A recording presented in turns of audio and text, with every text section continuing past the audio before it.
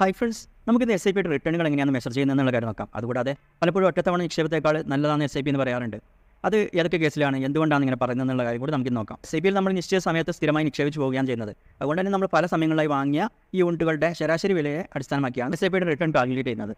അത് തന്നെയാണ് S I പിയുടെ മാജിക് എന്ന് പറയുന്നത്. ഉദാഹരണമായിട്ട് ഒരാൾ 1000 രൂപ എല്ലാ മാസം നിക്ഷേപിക്കുന്നുണ്ടെന്ന് കരുതാം. അങ്ങനെയാണെങ്കിൽ മാർക്കറ്റ് ഇപ്പോൾ താഴെ പോകുമ്പോൾ സ്വാഭാവികമായിട്ടും ആ ഒരു മ്യൂച്വൽ ഫണ്ട് NAV കുറയും. അതുകൊണ്ട് തന്നെ നമുക്ക് 1000 രൂപ കിട്ടുന്ന യൂണിറ്റുകളുടെ എണ്ണം കൂടുതലായിരിക്കും. ഇപ്പോൾ മാർക്കറ്റ് മുകളിൽ പോകുകയാണെങ്കിലോ സ്വാഭാവികമായിട്ട് NAV കൂടും, അതിനനുസരിച്ച് നമുക്ക് യൂണിറ്റുകൾ കുറയുകയും ചെയ്യും. അങ്ങനെ നമുക്കൊരു ആവറേജ് വിലക്ക് യൂണിറ്റുകൾ കിട്ടും. അതായത് കുറഞ്ഞ വിലക്കും കിട്ടും, കൂടിയ വിലക്കും നമുക്ക് വാങ്ങാൻ സാധിക്കും. ഇതിന് റുപ്പി കോസ്റ്റ് ആവറേജിംഗ് എന്നാണ് പറയുന്നത്. ദീർഘകാല അടിസ്ഥാനത്തിൽ നമുക്ക് നല്ല റിട്ടേൺ ലഭിക്കാൻ ഇത് നമ്മളെ സഹായിക്കുന്നുണ്ട്. ഇനി ഞാൻ കഴിഞ്ഞ വീഡിയോയിൽ പറഞ്ഞ പോലെ തന്നെ മ്യൂച്വൽ ഫണ്ടിൽ നമുക്ക് നല്ല റിട്ടേൺ നൽകാൻ ഏറ്റവും അത്യാവശ്യമായിട്ടുള്ള ഒരു കാര്യക്ഷമയാണ്. നമ്മൾ എത്ര കാലം അതിൽ നിക്ഷേപിക്കുന്നോ അതിനനുസരിച്ചായിരിക്കും നമ്മൾ റിട്ടേൺ. ഷോർട്ട് ടേം ഗെയിൻസിന് വേണ്ടി നമ്മൾ മ്യൂച്വൽ ഫണ്ട് നോക്കണമെന്നില്ല. ലോങ് ടേം ലക്ഷ്യം വെക്കുന്നവരാണെങ്കിൽ മാത്രമേ മ്യൂച്വൽ ഫണ്ട് നോക്കേണ്ടതുള്ളൂ. അപ്പോൾ അതിൽ അടങ്ങിയിരിക്കുന്ന റിസ്ക് നമ്മൾ മനസ്സിലാക്കിയ ശേഷം മാത്രം നമ്മൾ അതിൽ ഇൻവെസ്റ്റ് ചെയ്യാൻ ശ്രമിക്കുക. കൂടുതൽ വീഡിയോകൾക്കായി ചാനൽ സബ്സ്ക്രൈബ് ചെയ്യാൻ